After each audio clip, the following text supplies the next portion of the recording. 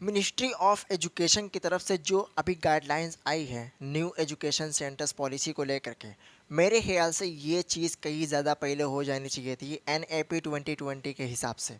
क्योंकि new education policy 2020 में enforce हुई थी, तो उसके बाद ये चीज़ आ जानी चाहिए थी। क्योंकि अभी हम लोगों को पता है कि इंडिया के अंदर कई सारे कोचिंग सेंटर ऐसे हैं जो बिलो ऑफ द 16 एज के स्टूडेंट्स को एनरोल करते हैं और कई सारे सपने दिखाते हैं। हालांकि ये चीज़ पहले होना चाहिए था, बट देर से ही सही हुआ और होना बहुत ज़रूरी था। इसके पीछे लोगों का क्या लॉजिकल थॉट्स है और क्या एथिकल थॉट्स है, दोनों को हम इस वीडियो में डिस्कस करने वाले हैं।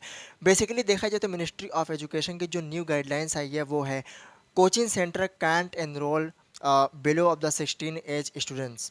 कोई भी कोचिंग सेंटर 16 साल के अंदर यानी उसके नीचे के जो बच्चे होते हैं उसको कोचिंग के अंदर एनरोल मीन्स की एडमिशन नहीं कर सकता। ये गाइडलाइन के अगेंस्ट हो जाएगा और ऐसा करने पर अगर ये गाइडलाइंस कोई भी कोचिंग सेंटर अगर अपने ऊपर अप्लाई नहीं करता है तो उसके बाद उसके ऊपर 1 लाख तक की पेनल्टी लग सकती है। तो इसलिए ये न्यू एजुकेशन पॉलिसी या यूँ मान लो कि न्यू कोचिंग पॉलिसी बहुत ही बेस्ट है। इसके पीछे वजह बहुत सारी है। अगर आप लॉजिकल थॉट्स को देखोगे तो बेसिकली कोचिंग वालों का थॉट्स ये होता है, मैं सारी कोचिंग को नहीं कह रहा बट हाँ, ऐसी कोचिंग इंडिया में है ही नहीं, ये कहना भी गलत है, और सारी कोचिंग ऐसी है ये भी कहना गलत है। तो बहुत सारी कोचिंग ऐसी हैं जो इस बात को एग्री करती हैं कि कहीं ना कहीं मेरी एडवर्टाइजिंग में, चाहे वो डायरेक्टली हो या इनडायरेक्टली हो, बच्चों का बहुत ज़्यादा हाथ रहता है। ओके, उनके पेरेंट्स को वो सपने दिखाते हैं गारंटीज मार्क के और रैंक के, गुड्स मार्क्स के, और भी बहुत सारी चीज़ें जो दिखाते हैं। एक तरीके से कहा जाए कि अपने कोचिंग स्ट्रक्चर की तरफ, अपनी एक्टिविटीज़ की तरफ अट्रैक्ट करते हैं कि हमें एडमिशन किस तरीके से एनरोल लेना है, एनरोलमेंट में लेना है, किस तरीके से इस बच्चे को अपने ही कोचिंग में बुलाना है। तो कहीं ना कहीं ये छोटा सा मैसेज आप लोगों के सामने था कि जो भी मिनिस्ट्री ऑफ एजुकेशन जो भी गाइडलाइंस निकाले हैं वो कोचिंग सेंटर्स के लिए ही नहीं बल्कि स्कूल्स के लिए भी होना चाहिए। और ये जो पॉलिसीज़ हैं ये एक्चुअल में काम करेंगे या नहीं ये तो वक्त ही बताएगा। लेकिन पेनल्टी वाला जो चीज़ है अगर ये ना होती तो बेसिकली कोचिंग सेंटर्स इसको अप्लाई ना करते। बट जहाँ तक पेनल्टी की बात है तो इसको देखकर लोग ज़रूर अप्लाई करेंगे, क्योंकि उनको डर रहेगा कि कहीं ना कहीं अगर हम गाइडलाइंस के अगेंस्ट जाएंगे तो may be that 1 lakh penalties लग सकती है हमारे ऊपर। ओके, तो ये एक बेहतरीन यहाँ पे देखा जाए तो डिसीजन है। मैं इसमें एक बात और जोड़ना चाहूँगा, अगर आप लोग भी एग्री करते हो तो प्लीज़ कमेंट में बताना कि आपका ओपिनियन क्या है।